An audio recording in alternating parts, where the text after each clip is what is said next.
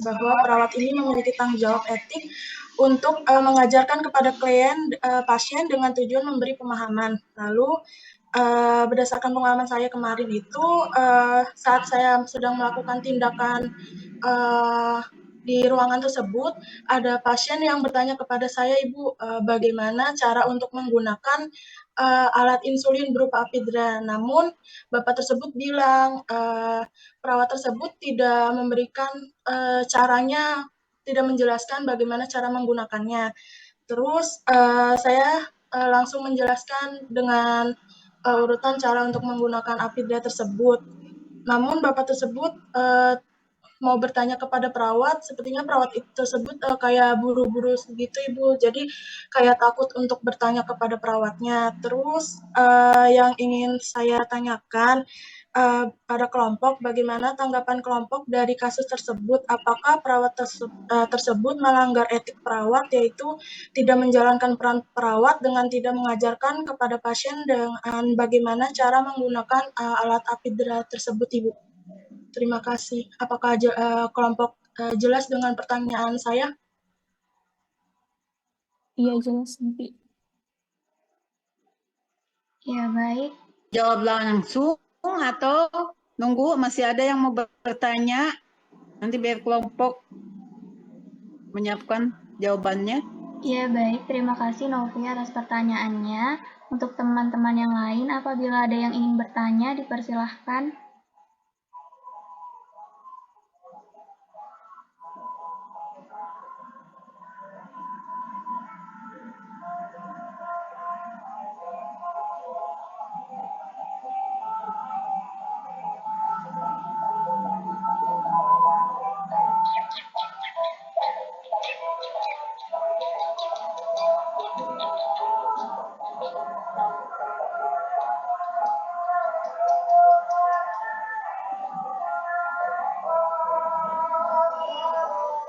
Ya, Hertinayo dipersilahkan. Siapa nih yang bertanya? Oh iya, Hertinayu, silakan. Izin bertanya sebelumnya, saya Hertinayu. Izin bertanya tadi mungkin salah satu pembahasannya yang dibahas itu isu dan masalah etika yang perlu diperhatikan dalam keperawatan komunitas. Jadi kan kelompok membahas terkait sumber daya yang langka dan kurangnya pengetahuan dan keterampilan perawat. Mungkin di sini yang izin saya tanyakan itu terkait kurangnya pengetahuan dan keterampilan perawat ya, karena sejauh yang saya tahu ketika kita lulus kita memiliki suatu keterampilan atau dan juga suatu pengetahuan, dan mungkin di sini pun dibarengi dengan kalau mungkin ada pengalaman kerja dan lain hal sebagainya. Nah, bisa dijelaskan saja mungkin secara garis besarnya terkait kenapa bisa masalah tersebut ini, maksudnya kenapa masalah itu sampai muncul dan mungkin pihak-pihak terkait seperti apa yang menyebabkan masalah itu terjadi. Kurang lebih seperti itu. Ya, baik. Terima kasih Artinayo atas pertanyaannya. Untuk teman-teman yang tadi bertanya, untuk memudahkan kelompok, boleh ketik pertanyaannya di room chat ya. Terima kasih.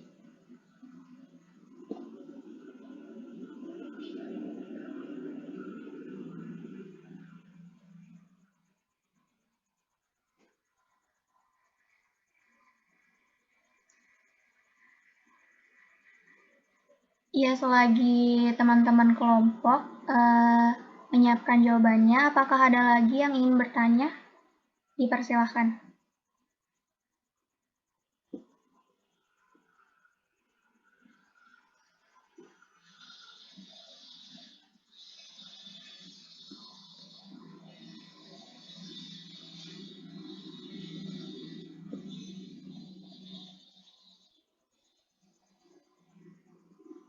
Bisa.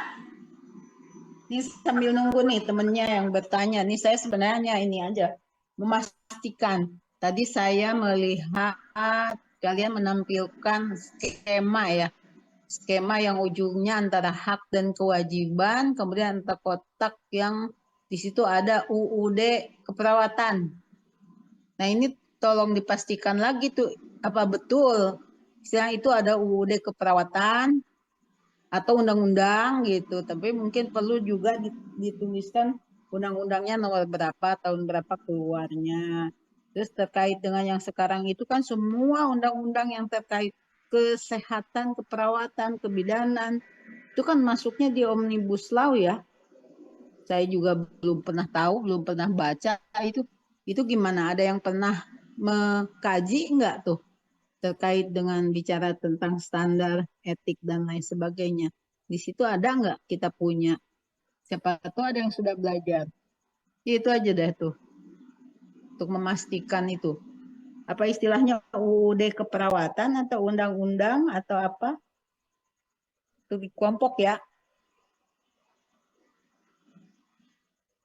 Ya, baik Ibu. Nanti mungkin akan ditambahkan oleh kelompok ya, Bu. Ya.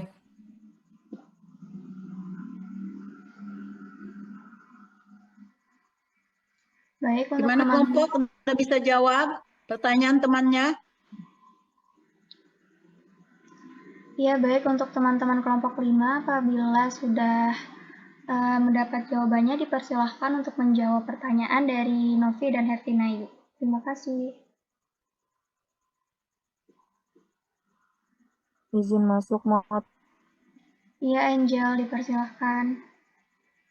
Izin menjawab pertanyaan Novi. Pertanyaannya itu intinya kasus si perawat kelihatan buru-buru dan sampai pasien aja tuh takut buat bertanya ya, buat apa cara memakai insulin. Ya, saya izin menjawab. Mungkin dari pengalaman saya dinas juga pernah ngalamin ya, pernah ngeliat gitu. Saking keburu-burunya sampai kita tuh belum sempat menjelaskan tata caranya tata caranya memakai insulin, dosisnya yang dipakai berapa gitu. Jadi kalau menurut saya itu masuknya uh, dia lalai sih, Novi. Jadi biasanya ya kalau kalau kayak gitu pasien tersebut itu apa namanya, memanggil perawat lagi dengan memencet belnya, dan dia minta menjelaskan kembali gimana cara makainya, terus dosisnya berapa yang dipakai. Mungkin dari kelompok saya ada yang bisa menambahkan lagi.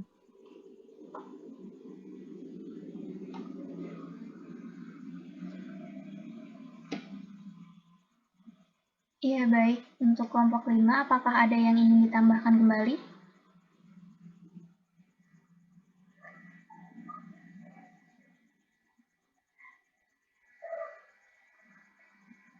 Ya, sepertinya sudah cukup ya. Untuk Novi, apakah jawaban pertanyaannya sudah terjawab? Izin moderator terjawab. Terima kasih kelompok. Iya, baik. Terima kasih. Untuk kelompok 5, dipersilahkan untuk menjawab pertanyaan Hertinayu ya. Terima kasih.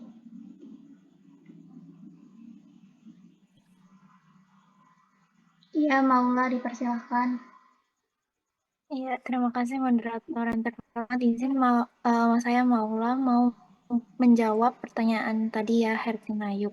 Ini apa yang menyebabkan kurangnya pengetahuan dan keterampilan perawat? Mungkin bisa dijelaskan secara garis besarnya aja ya. Nah, ini ada beberapa faktor itu yang menyebabkan sumber daya perawat ini langka dan kurangnya pengetahuan dan keterampilan. Itu yang pertama, faktor pemerintah. Itu dari pemerintah kurangnya anggaran untuk sektor kesehatan, kebijakan yang tidak mendukung, terus habis itu dan kurangnya perhatian terhadap masalah kesehatan masyarakat. Itu yang faktor pemerintah. Terus ada faktor institusi, kurangnya dukungan dari institusi kesehatan dalam hal pengembangan sumber daya manusia, kurangnya fasilitas dan peralatan memadai, kurangnya program pelatihan dan pengembangan keterampilan dari si perawat tersebut. Terus ada faktor individu, kurangnya minat dan motivasi individu tersebut untuk Hilang mau. Iya, Ibu. Suaranya hilang. Oh, iya. Iya, Sekarang udah belum, Bu? iya, oke. Oke, diulang ya Ibu. Yang tadi faktor individu, ini kurangnya minat dan motivasi individu untuk mengembangkan diri di bidang kesehatan, kurangnya akses informasi dan sumber daya yang memadai. Lalu kurangnya dukungan dari keluarga dan lingkungan sekitar. Itu tadi faktor-faktor terkait keterampilan perawat secara umum. Kalau yang mempengaruhi kekurangan sumber daya perawat komunitas, itu berarti yang pertama meningkatnya jumlah kebutuhan dari perawat tersebut. Contohnya penyebabnya adalah misalkan tadi ya lansia gitu. Kan banyak yang membutuhkan perawatan yang jangka panjang dan kompleks. Nah, itu dibutuhkan tenaga keperawatan yang juga yang lebih kayak gitu. Misalkan 1:1 minimal kayak gitu. Jadi lebih banyak penduduk yang membutuhkan perawatan, maka sumber daya yang dibutuhkan pun akan meningkat. Sedangkan tadi ya faktor individu yang tadi yang udah dibahas itu kurangnya minat dari sumber daya manusia yang ada di Indonesia, apalagi perawat itu sendiri. Nah, terus yang kedua ini kurangnya sumber daya manusia yang tadi ya, itu. Terus yang ketiga, kurangnya pemahaman tentang peran perawat komunitas. Ini juga bisa menjadi faktor yang utama nih. Karena kalau perawat tersebut tidak mengetahui tentang peran perawat komunitas, kayak gitu, maka si perawat-perawat di Indonesia ini tidak akan berminat untuk menjadi perawat komunitas. Apa sih pentingnya perawat komunitas, terus bagaimana caranya, itu juga merupakan hal penting yang harus kita pelajari sebagai mahasiswa keperawatan agar bisa ke depannya menjadi sumber daya ya Ibu Iya, yang mau tugas yang dinas mau di menjadi di komunitas, di masyarakat gitu. Ya, mungkin itu sih Ibu jawaban dari saya yang sudah saya pelajari. Saya kembalikan lagi ke moderator. Iya baik, terima kasih Maula atas jawabannya. Untuk Hertinayu, apakah pertanyaannya sudah terjawab? tadi siapa yang tanya? Heptina ya? Iya Oh, Ibu, Heptina Yu. ya Ayo, baik. masih ada lagi yang bertanya tidak? Baik, untuk teman-teman, apakah ada yang masih ingin bertanya? Saya tunggu selama 1 menit ke depan. Terima kasih.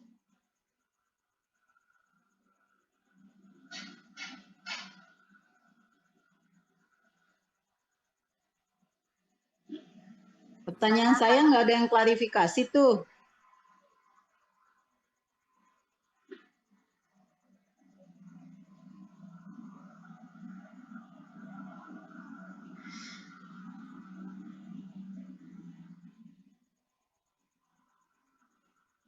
Bisa? Iya Ibu, mungkin untuk kelompok apabila sudah terdapat jawaban untuk pertanyaannya Ibu Tin mengenai tadi undang-undang, dipersilahkan.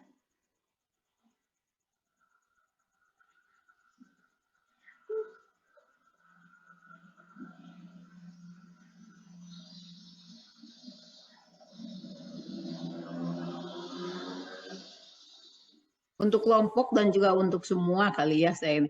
Jadi UUD itu kan ditulisnya ada UUD keperawatan. Jangan-jangan pemahaman saya yang salah juga.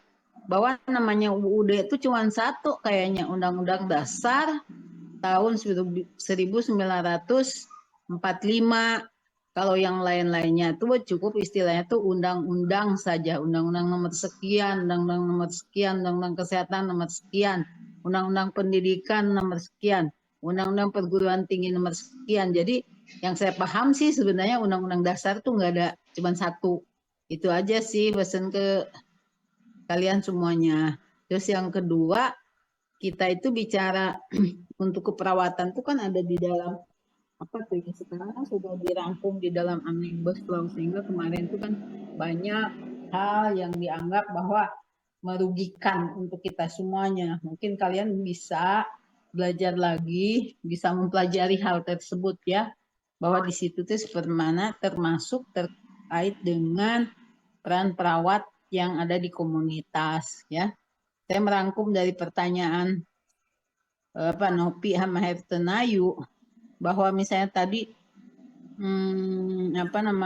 perawat yang tidak menjawab pertanyaan dari pasien dan lain sebagainya, kalau ditinjau dari masalah etik ya itu sudah ada pelanggaran etik ya, harusnya kita itu mampu menjawab. Tapi kemampuan bagaimana seorang di lapangan pun ya kembali itu contoh soal misalnya pengalaman sendiri, saya dirawat, harusnya dari ketentuan bahwa kita itu kalau punya luka itu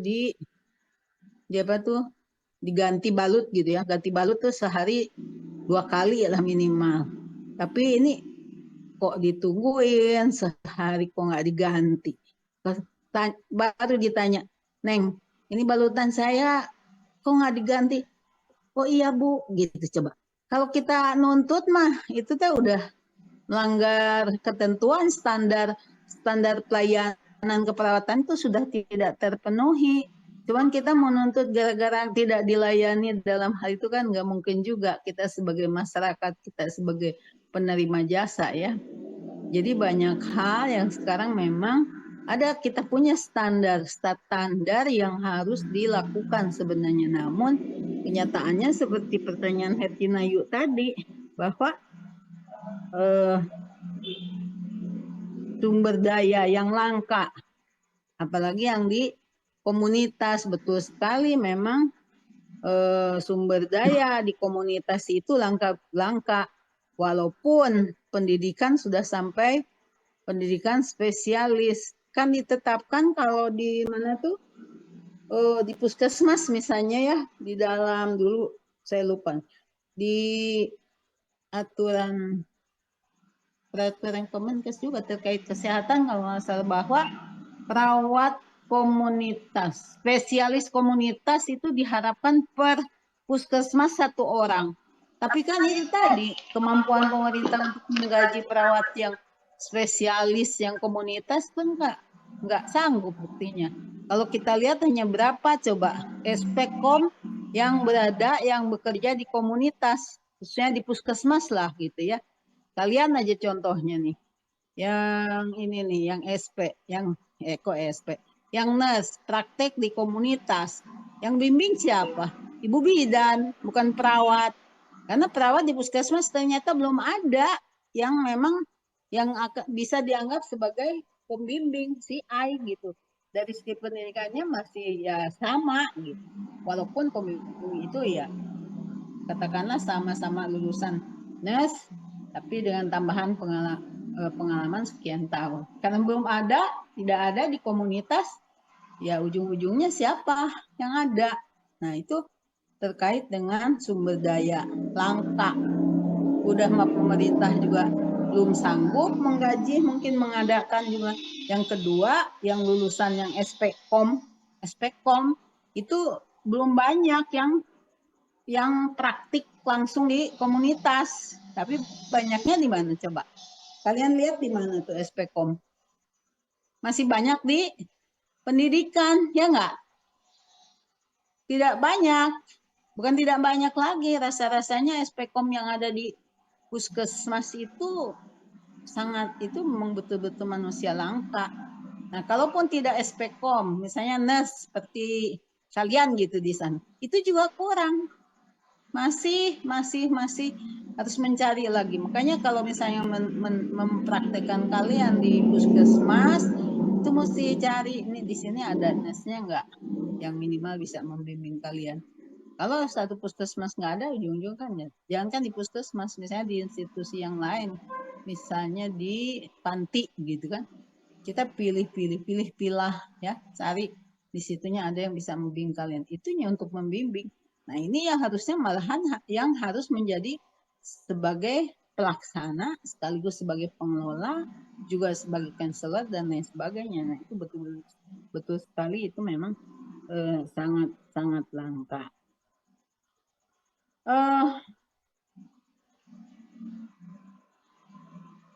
Yang saya ingat dulu waktu saya masih sekolah sih, bahwa harapannya memang perawat spesialis itu di setiap puskesmas itu harus ada satu. Tapi sampai sekarang berarti udah berapa tahun tuh? Saya selesai sekolah tuh tahun 2007. Sekarang sudah berapa? Tuh udah 15 tahun. Itu yang direncanakan oleh perawat agar ada SPKPOM di setiap puskesmas ada itu ternyata sampai sekarang belum terrealisasikan. Malahan yang namanya yang ngurusin perawat di mana tuh? Yang ngurusin perawat di Kemenkes menghilang. Kan udah di-delete istilahnya. Kita adanya banyak ada di bawah keahlian lain, tetap di bawah kedokteran kan. Kita perawatnya sendiri kan udah nggak ada. Nyantolnya kemana juga kurang jelas. Masih banyak kan, masih harus banyak berjuang ya, gitu. Terus yang tadi ya saya memang nggak garis bawahi yang terkait dengan isu ya, isu masalah keperawatan di komunitas itu salah satunya yang itu tadi, yang pemulangan dini, praktik pemulangan dini, apalagi yang sekarang nih kesini-sini yang terkait dengan BPJS. Karena banyak menggunakan BPJS, akhirnya pasien-pasien tuh banyak sekali, memang betul sekali itu banyak sekali uang. Kalau menurut apa standar bahwa pasien itu udah dianggap mampu, pasien udah dianggap mungkin sembuh sih, bukan sembuh sih, artinya dia mampu melakukan perawatan diri di rumah mungkin, tapi ini enggak juga begitu. Pasien baru habis operasi 3 hari dia harus langsung pulang, tahu-tahu di rumah ada timbul perdarahan lagi, balik lagi. Seperti itu juga bisa banyak terjadi. Sementara di satu sisi ini yang bicara sistem rujukan itu masih sangat apa namanya ya, belum berjalan dengan baik. Kan harusnya ini ada pasien ke rumah sakit kan ya, berobat ke rumah sakit, memperoleh perawatan di rumah sakit, kemudian dipulangkan. Harusnya kan ini datang ke rumah sakit itu bawa rujukan dari puskesmas, ketika pulang dari rumah sakit kan rujukan itu harusnya balik ke puskesmas dulu kan, lapor ke puskesmas. Kalau ini kan enggak, ujung-ujungnya kondisi masalah kesehatan masyarakat di komunitas juga masih tetap kurang terpantau gitu ya. Jadi ini contoh aja, ini contoh masalah pengembalian pasien segala macam. Contoh nih suaminya Bu Neng Mariam, kan suaminya nih ada masalah batu ureter, terus harus dioperasi nunggu karena antrian sekitar harus 2 bulan 3 bulan, tapi karena lama BPJS nunggu itu akhirnya pakai yang umum kan, bayar gitu. Kata dokter ya oke, kata ibu ini suami ibu cukup di Leicester aja, nanti Leicester di rumah sakit tempat kerja saya, tempat praktis saya di Leicester, sehari dirawat pulang, terus pulang kemana, perdarahan balik lagi, ternyata lasernya tidak berhasil dilakukan pemantauan lagi, tahu-tahu ujungnya apa, harus dioperasi lagi, nah seperti itu tuh kan kacau beliau tuh, gara-gara pelayanan BPJS yang tidak boleh lama dirawat di rumah sakit, kondisi pasiennya dirugikan, terus menuntut kemana, itu kan sudah melanggar ajas apa tuh, masalah etiknya. Ini kan standar pelayanan yang tidak memadai. Ya perawatan juga bisa terjadi banyak seperti itu ya kejadiannya. Oke, tadi mana tuh dikoreksi ya, tadi yang apa sih tampilan gambar itu udah nih, nggak ada yang bertanya lagi.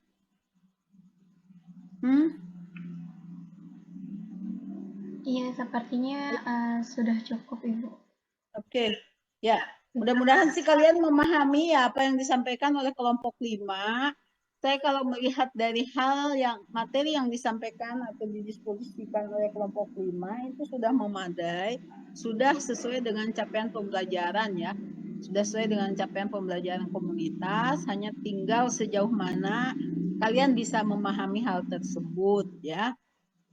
Itu bisa saja dipelajari, dibaca, tapi intinya bahwa kita itu memang ada standar, ada batasan, ada hal yang baik, yang benar dan tidak benar dilakukan. Ada batasan-batasan kita melakukan suatu tindakan agar apa? Supaya tidak merugikan pasien itu sendiri dan juga tidak merugikan diri kita ya sebagai pelaksana pelayanan. Kadang kalau kita seperti yang tadi disampaikan bahwa masyarakat itu kan udah semakin pintar ya, sedikit dituntut, diajukan tuntutan, sehingga untuk itu bahwa kita tuh melaksanakan kegiatan, melaksanakan pelayanan harus sesuai dengan standar, harus sesuai dengan SOP yang ada, yang sudah diterapkan.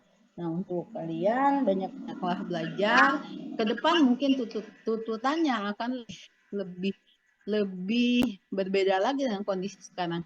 Sekarang masih banyak kata maafnya, belum, walaupun udah banyak kedengaran di tenaga pelayanan kesehatan, ya mau perawat, mau dia dokter, sudah banyak yang dituntut ya, karena misalnya kesalahan karena lalai terhadap pelayanan yang diberikan. Ke depan bisa saja lebih dari apa yang ada sekarang yang dihadapi. Itu adalah ya wajah kalian nanti yang langsung berhadapan seperti itu. Saya kira kalau tidak ada yang mau dibahas, tidak ada yang ditanyakan lagi, kita cukupkan saja sampai di sini ya. Untuk kalian, untuk kelompok lewat Hairunisa, tolong kirim makalahnya, kirim PPT-nya ke saya ya. Iya, baik Ibu. Sebelumnya saya tutup dahulu ya Bu untuk diskusi kali ini. Terima kasih untuk kelompok atas pemaparan materinya dengan sangat baik, dan teman-teman yang bertanya serta masukan dari Ibu Tin. Saya mohon maaf apabila ada salah kata dan perbuatan dalam memimpin jalannya diskusi hari ini. Terima kasih. Wassalamualaikum warahmatullahi wabarakatuh. Waalaikumsalam warahmatullahi wabarakatuh. Iya, Ibu. Boleh di on-cam terlebih dahulu, Bu? Oke, ini karena di HP bisa on-cam. Kalau di laptop nggak bisa. Iya, untuk teman-teman boleh on-cam terlebih dahulu ya. Hadir semua nggak? Saya lihat di sini angkanya kurang dari 40. Sudah hadir semua, Ibu. Ya, karena tadi saya lihat masih 39. Iya. Oke. Untuk slide pertama, 1, 2, 3. Untuk slide kedua, 1, 2, 3. Iya, baik. Sudah, Ibu. Oke. Saya minta maaf, sebenarnya saya kepingin banget jalan-jalan ke kimia itu. Tadi hari ini kan udah direncanakan, oh iya siang saya bisa ke sana, tahu-tahu pagi-pagi kemarin semalam dihubungin sama Bu Mia, Putin temenin saya bimbing ke komunitas, mau ngapain tuh bukan penutupan juga, Lokmin 3, nggak ada temennya Bu Mia, cuma sendirian, kasihan ya. Akhirnya saya kan barusan 1:30 saya baru pulang dari sana.